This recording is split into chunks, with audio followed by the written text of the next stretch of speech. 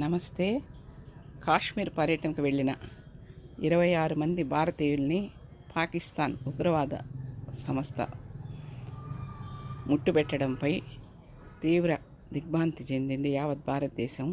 వారిని కఠినంగా శిక్షించి ఇటువంటి సంఘటనలు పునరావృతం కాకుండా చూడాలని సునీత సేవా సంస్థ, బలిజ మహిళా సంక్షేమ సంఘం వారు ముక్తకంఠంతో కోరారు.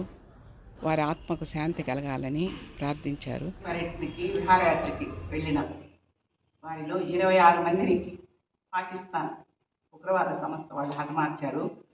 వారి కుటుంబాలకి ప్రగాఢ సంతాపాన్ని తెలియజేస్తున్నాం సునీత సేవా సంస్థ తరఫున.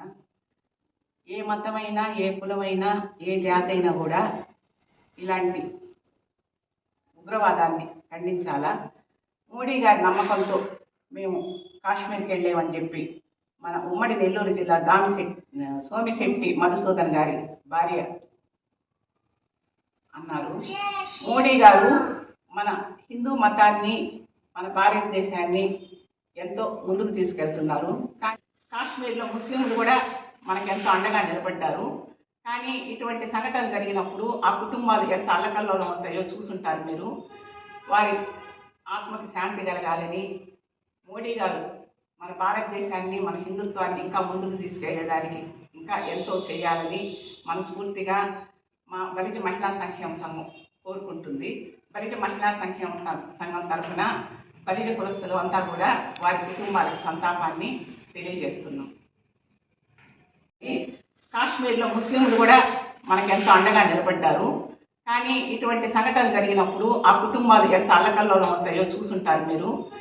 వారి ఆత్మకి శాంతి కలగాలని మోడీ గారు మన భారతదేశాన్ని, మన హిందుత్వాన్ని ఇంకా ముందుకు తీసుకెళ్లేదానికి ఇంకా ఎంతో చేయాలని మనస్ఫూర్తిగా మా బలిజ మహిళా సంక్షేమ సంఘం కోరుకుంటుంది.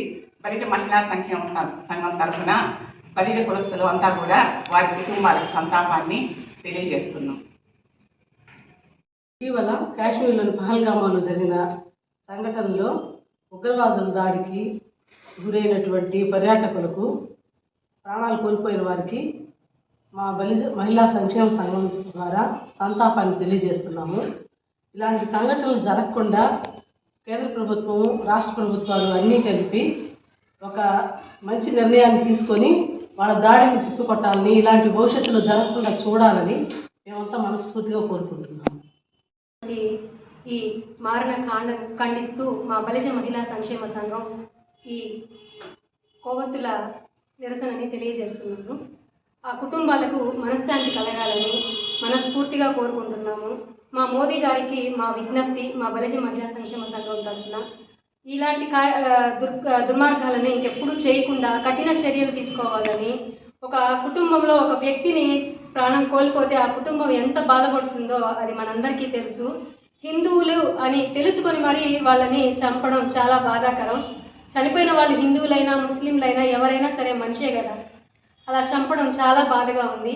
వాళ్ళ కుటుంబాలకి మా బలిజ మహిళా సంక్షేమ సంఘం తరఫున ప్రగాఢ సానుభూతిని తెలియజేస్తున్నాం.